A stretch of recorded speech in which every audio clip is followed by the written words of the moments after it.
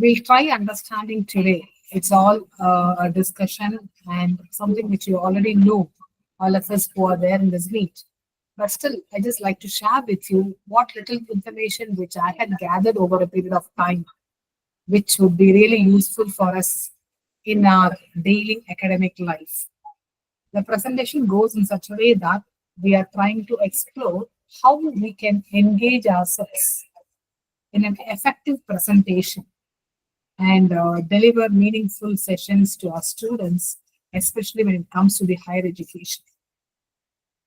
Why? Because higher education presents a unique challenge and opportunities for people generally who are there in the academia. The audience, unlike in the other platforms, the audience here is typically composed of young adults with varying levels of prior knowledge, diverse learning preferences, and often limited to attention spans. Now, handling such students needs paramount of preparation, which is very much required. And it is more effective too. Presentations are very much highly effective in higher education because it helps in enhancing the students' learning, develops a sense of communications capacity, and allows deeper understanding of complex concepts, making them a crucial component of academic experience. Owing to these reasons, we find presentation is one of the important tools which can be used in the higher education sector. Now, when we try understanding the Gen Z's attention span, there are numerous researches have gone into this, and there's always very shocking information saying that the current climate of curriculum reform, wherein the traditional lecture comes under fire because several institutions have reduced their lecture to 15 minutes in length based upon the common knowledge and consensus that students' attention is actually declining after the 15th minute of a particular session. It's more alarming because this is actually a major problem the entire higher education sector is facing. And such tools, such effective presentations could help in erading out the dull and dry fashion and also enhance the instructor's teaching skills to provide not only rich content but also satisfying a good session for the students. I believe all of us know the concept of TED Talks. The TED Talks are designed in such a way that the speakers present their ideas on a wide range of topics, from technology to biomedical or to research or to culture. Anything could be spoken, but they have a maximum of 18 minutes to present their material. This rule is based on the notion that 18 minutes is long enough to have a serious presentation, but short enough to hold the person's attention.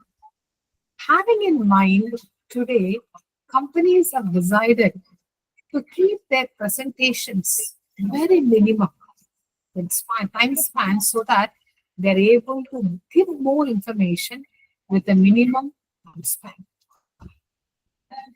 This is one proverb or adage which is really impressive. All of us being in the academia, we tend to communicate to so many people.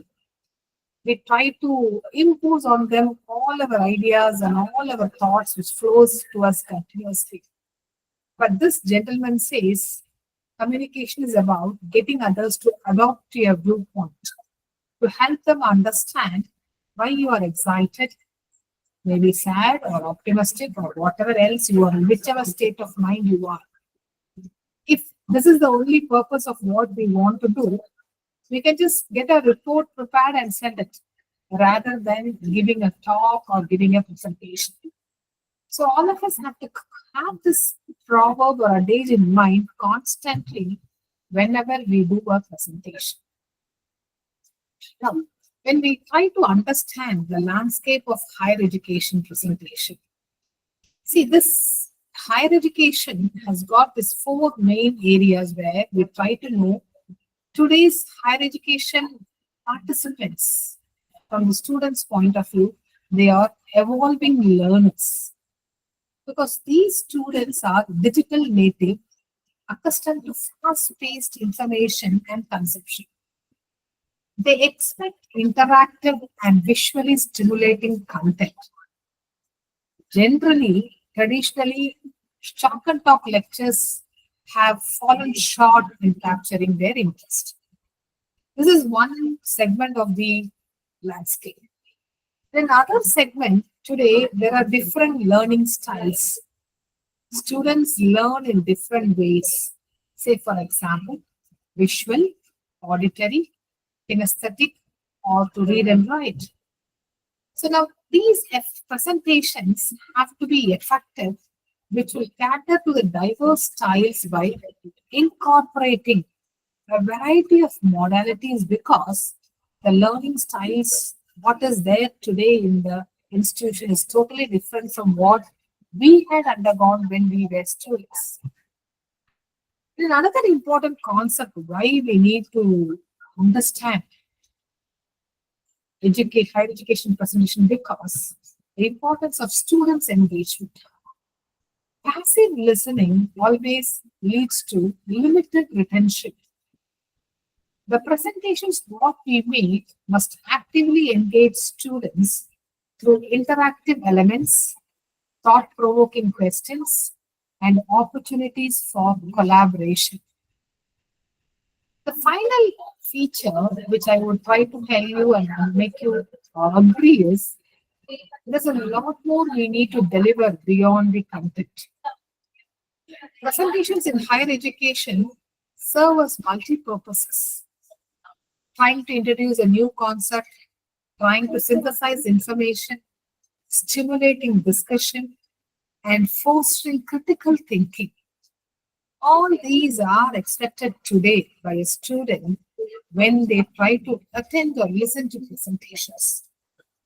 So in this stage, I just like to add to you certain case studies. Let's say, for example, when we talk about flipped classroom approach in a history course, so there was a professor who was noticing students' engagement in his class in his chalk and talk method started declining. With quick adaptation, he got into the system of flipped classroom model where students watched pre-recorded videos, lectures at home and engaged them in classroom into interactive activity. His presentations became concise and focused, highlighting the key concepts, thereby enabling sparking discussions. The entire classroom got changed and was dedicated to debates and discussions. This approach significantly increased student participation, critical thinking, and overall learning outcomes. Now, if you take, for example, this professor's presentation technique has created a more engaging and interactive learning environment. When you take to the next case study, which I have mentioned, is about data visualization in statistics class. Again, a professor from Harvard teaching a dry statistics course struggled to keep students engaged. On a quick day, he revamped his presentations by focusing on data visualization.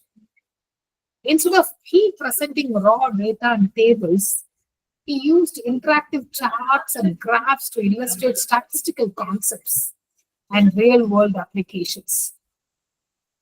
This approach made the subject matter more relatable and engaging, leading to improved student understanding and affinity for statistics.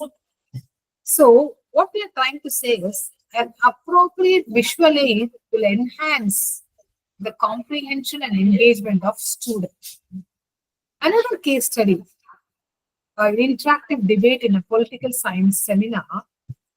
To foster critical thinking and communication skills, a professor introduced this interactive debates. Students were assigned different viewpoints on a controversial issue and were asked to present their arguments. This format actually encouraged active listening, critical analysis, and a respectful discourse and discussion.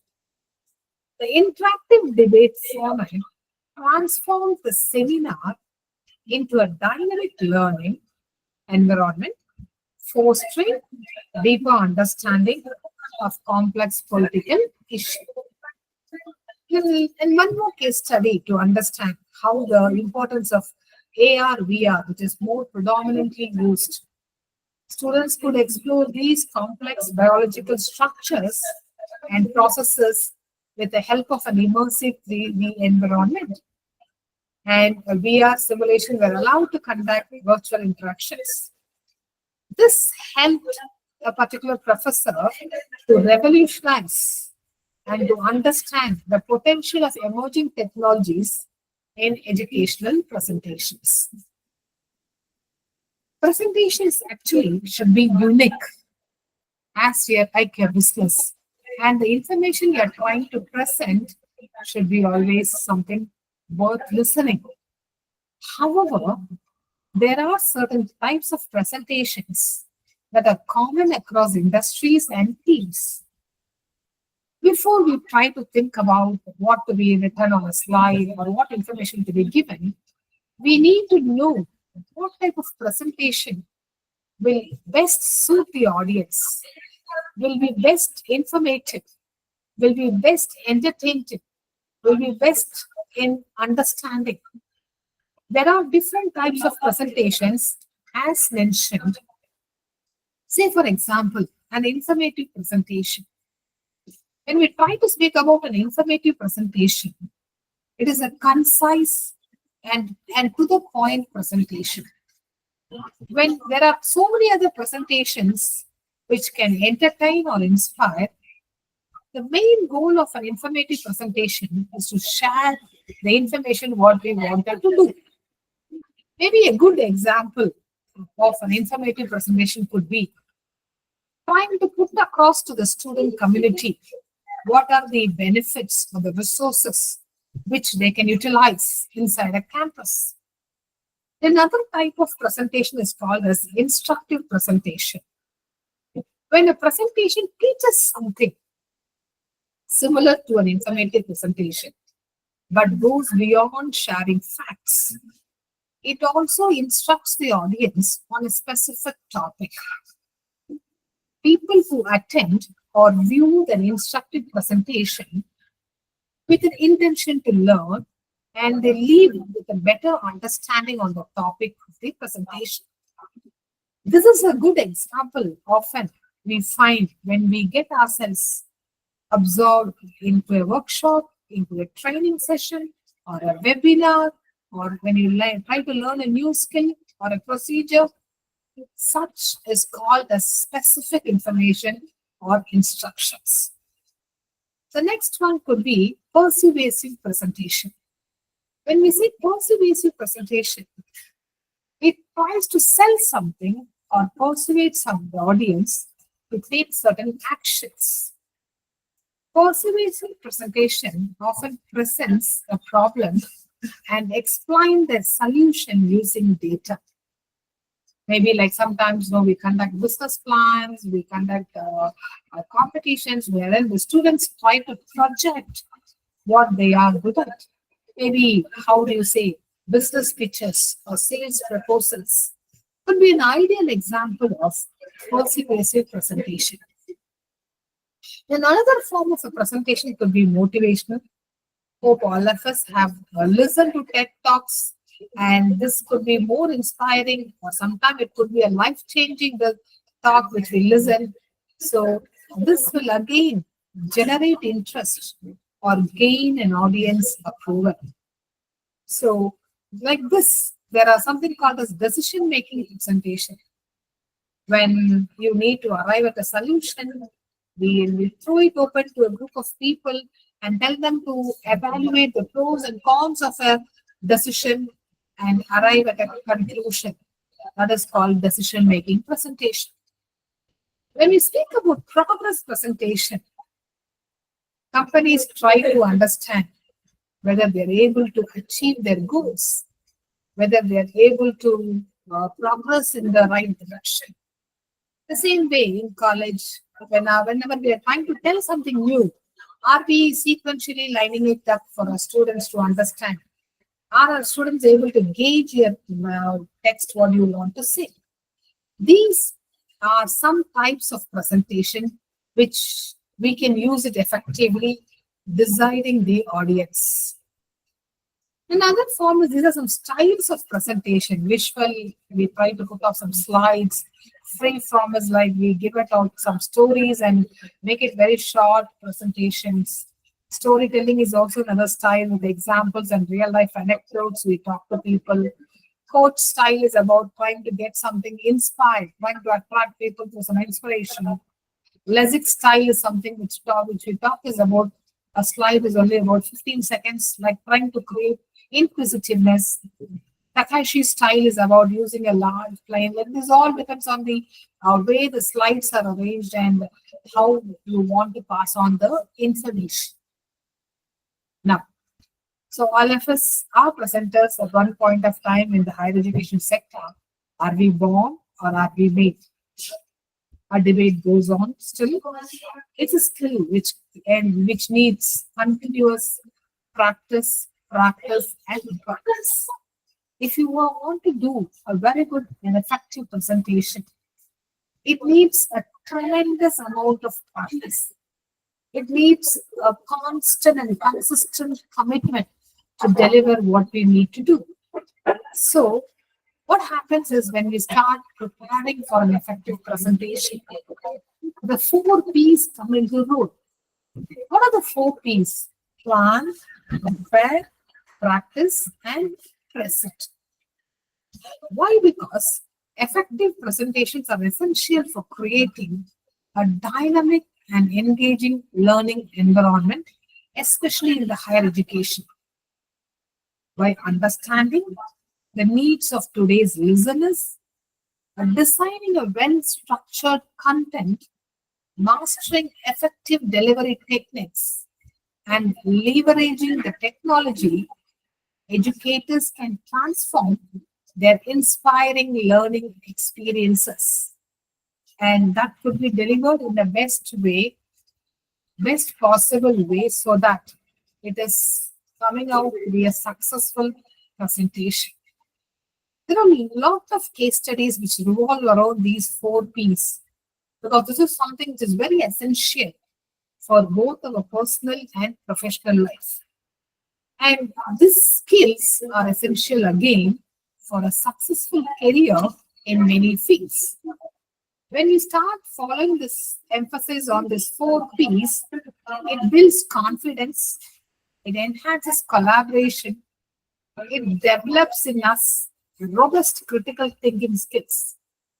It's tempting. Sometimes we try to think that it's more we are trying to project, but these are very essential process which one has to understand to be successful in their skills. The process of presentation. If you look out, there are 8 steps or 8 stages or methods through which you present yourself. Any foundation for a successful presentation lies in its design. Careful planning and attention to details are essential for creating a presentation, which is both informative and engaging. So in that case, when you want to go ahead with doing a script writing, you need to have certain features, certain parameters taken into account. Say, for example, you need to define your objective. We need to have an objective to decide what will be the content and structure of presentation. Structuring your content, the logical flow is very much essential because audience will comprehend the information whatever you say. Along with that, visual communication plays a vital role because today visual aids plays and captures the attention of audience unlike the other. The less is more principle is applied here. We should not completely fill it up with designs and text. Rather, keep what is required, and that is itself is more according to the student. Designing the slides, choosing the right medium, vocal delivery, trying to adjust, modulate the tone, pace, and volume to keep the audience engaged. Avoid speaking in a monotone voice. Practice the delivery so that it ensures smooth confidence in the presenter. Body language is one other essential tool we need to have so that people understand what you're trying to convey. Incorporate interactive elements into the presentation, such as polls, quizzes, group discussions. Trying to ask open-ended questions to stimulate critical thinking and encourage participation. Leveraging technology. Today, technology is one tool which all of us need to imbibe into our daily activities. There are a plethora of tools and resources for creating and delivering engaging presentations. As educators, we have to leverage on these tools so that we make effective presentations and interactive learning experience. So many softwares are available to code, say, PPTs, Prezi, Google Slides, for example. Interactive tools like Poll Everywhere, Mentimeter, quizzes, question answer sessions, which will capture the attention of audience in real time. Use of multimedia integration, where we try to incorporate video, audio, multimedia elements into presentation to illustrate the key concepts and to give variety. Use of online platforms like Zoom, Google Meet to deliver presentations remotely. Accessibility consideration will ensure where all students have got the facility to attend all these things. One other main point is audience engagement, which is the heart of effective presentation. Beyond a simple delivery of information, the core of a great presentation lies in connecting with your audience.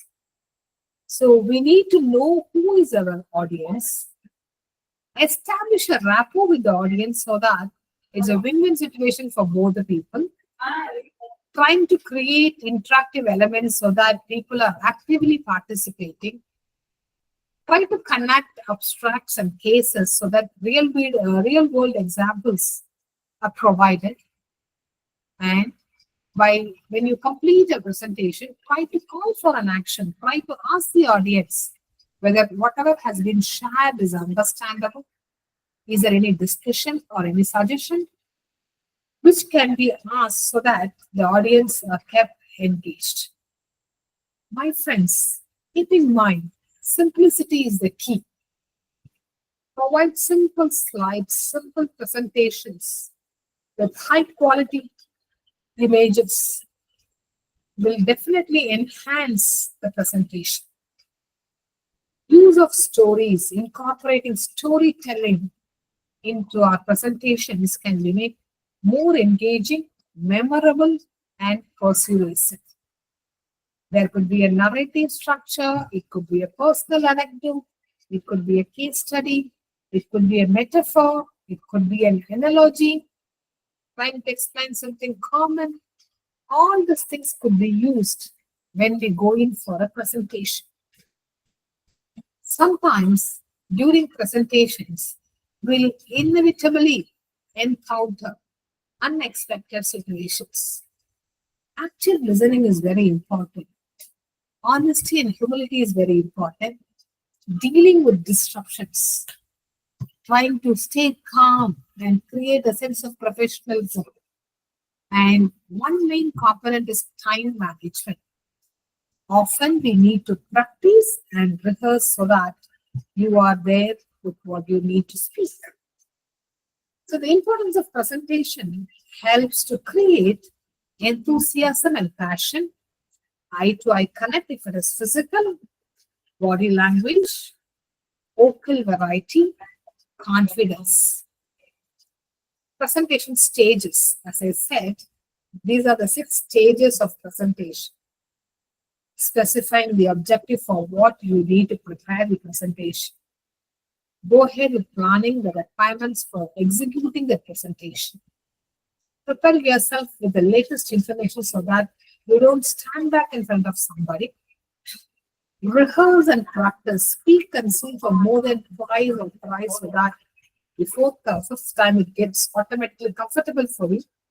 Get yourself ready for a presentation, and next is make the presentation. We'll try discussing one important tool called Powerful. This is a tool, it's an approach, not a process, because I believe we all know the difference between an approach and a process. When we say it's an approach, it is a conceptual, it is flexible according to the situation, adaptable, easily adaptable by anybody. It is organic in the sense it is something which can give you innovation, but it is strategic. It has got a goal. And process, of course, are ordered, linear, rigid, and formulaic, which you cannot change over a period of time. Let us try to understand this in a better way, where presentations have to be creative.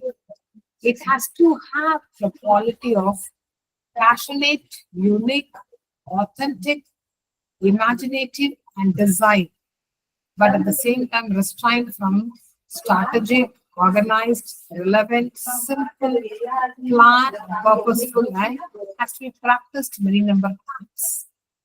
This is actually the idea behind this. This is a tool. Why we say it is powerful, each alphabet stands for a word, which makes us to understand the importance of a good presentation. When we say powerful, P stands for purposeful.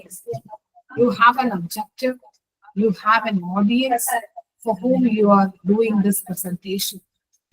When we say O, O stands for organized, where the local structure and the signposting are clear, giving a logical sequence for the main points or for the strong conclusion. W stands for weave in the stories, relevant information are provided, compelling narratives are done, credible stories and sources are given, which help the people to understand.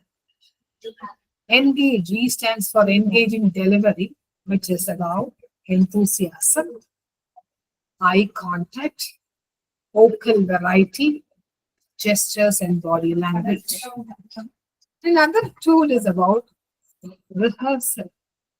We need to practice, if at all we want to do a good presentation, multiple times. It not only makes the presenter confident, but ensures a smooth, not hampering, a smooth delivery. Practice in front of a mirror to record yourself, to identify areas of improvement. Above all these things, there is a concept called as visuals, focused visuals. It says less is more. Visual impact has to be given. Consistency has to be maintained in the design of the character.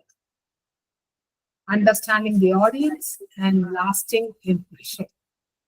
When we talk about a lasting impression, it's about a strong conclusion. We need to end our presentation with a strong and a memorable conclusion. It's always good to summarize the key points and leave your audience with a clear call to action. Now, when we try to talk about the importance of engaging presentations in higher education, it is basically for two reasons. One is active learning and motivation and inspiration. When we talk about active learning, engaging presentations often foster active learning, which kindles participation, discussion, and critical thinking.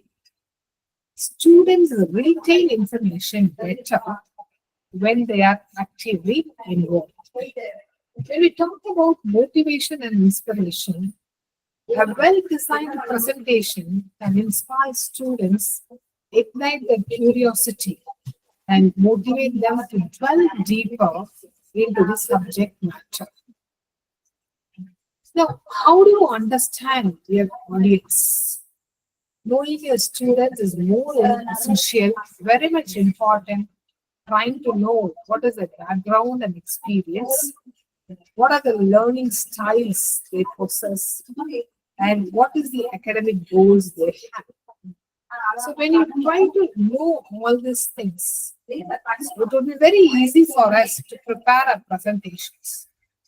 Now, how do you create a clear and concise structure? One is through introduction. You provide introduction to your presentation and to highlight what you want to talk. You grab the attention of people and you try to say what is the state of learning. Is it enthusiastic or is it, what is it? Is it kinesthetic or auditory or visual? The second part of your presentation should be body, which talks about the key points, supporting evidences, and clear documents and explanation. When we try to conclude a presentation, always we need to have a summary which summarizes the takeaways, the reinforced learning, conducting such program objectives, and provide closure.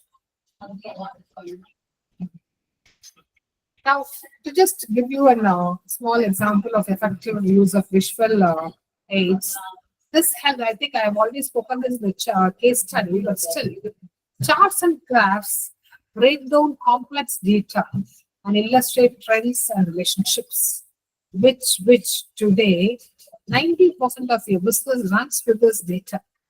Often when we talk about trying to create a difference, this has captured a unique place in the art of presentation. When we try to put some pictures and videos and images, I believe the learners will have an enriched or memorable, maybe like say session or course, which will help them to make presentations more memorable. Now, how do you strategize for increasing audience interaction? Well, that is the main thing. If your audience are not reactive or reciprocative or not reacting exactly, the entire purpose of creating a presentation goes futile. Trying to encourage students to critically share their opinion and perspective. Maybe to promote collaboration and peer learning through such projects and presentation. Thirdly, it could be gathering real-time and feedback and gauge the understanding through quick polls and survey.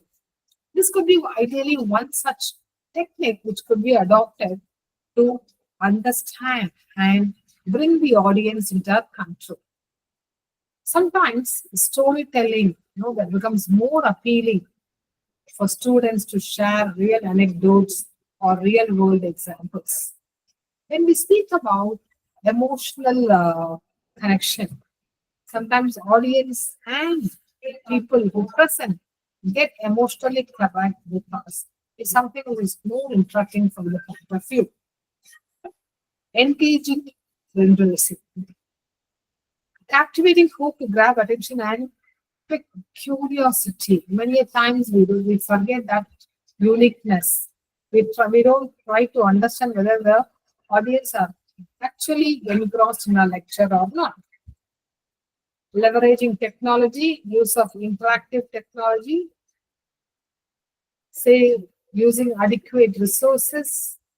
Today we have so many apps which links all the segments of presentation so that that becomes an effective presentation to the reader. Tips for a confident and compelling industrial delivery of presentations. Practice and rehearse is the mantra. We need to constantly exercise. We need to constantly practice and rehearse before we could build up on a presentation. Whether it's virtual or it is real, eye contact and engagement is more required. And whenever we deliver a presentation, we require to be passionate and enthusiastic, so that automatically we try to motivate the audience and capture their minds so that whatever information we share lies in their heart and mind forever. Now, when we do this presentation skills, all presentation skills are not static. They require continuous improvement. They require regular feedback. When we try to regularly evaluate our presentations, we need to seek feedback, which can help us in identifying the areas for improvement and refining our techniques. This is best possible when we collect these feedbacks from students, colleagues, and this is done for us to understand where we went wrong, where we would have improvised, where we can do a better presentation. So basically, after each and every presentation, an individual is requested or is expected to do a self-reflection. Because when we start doing a introspect on ourselves, we will be able to understand what went well and what could be improved. This is purely based on the audience reactions and the feedback what we receive. And the next one is reflect on performance. Once you've accomplished something, try to understand what more you have got, what more you have done in a better way, so that this has become a useful tool for people to understand and identify, pick out the areas where you need improvement. Sometimes I just wanted to share with you the peer feedback. The peer feedback may be like you ask your colleagues or you ask your mentors and ask them to observe your presentations and provide a constructive feedback. Now, this peer feedback will definitely help you to identify the blind spots and improve our delivery in whichever way we can do it best. Students' feedback is always very much valuable because it resonates them with what could be done and what could be improved. Then another viewpoint is that after every workshop or a presentation or maybe a summary, we need to be on touch with the current technology. We need to be passionate about knowing what is updated in that particular field, which will help us to get updated and will stay relevant on the latest techniques and the best practices. These are some ways to improve our presentation at a university level or a higher education sector. The first and foremost is to understand your audience, organize your content in the sense the mode of delivery, the sequence of you trying to push it across to others, using different mediums, different platforms, so that students get gelled with you and you are able to do the best for the student community. Use correct language and the tone of voice. Sometimes people say we are not up to the mark. That is because the way we project, the way we present it to a third party. As I said, practice the presentation multiple times before we enter into a presentation, either online or offline. Prepare for question and answer. The moment when we try to come out with some sort of information sharing, there's a need for questions, and I believe those questions definitely pave way for success. Evaluate. The final thing is about evaluating. You try to evaluate the pros and cons of your presentation, the plus and minus of your presentation, the way you have done it, the way you have managed time. All these things will definitely have a huge impact on the evaluation. I leave it to the forum. If at all you have any queries, Any questions to be asked? I would be really happy to answer.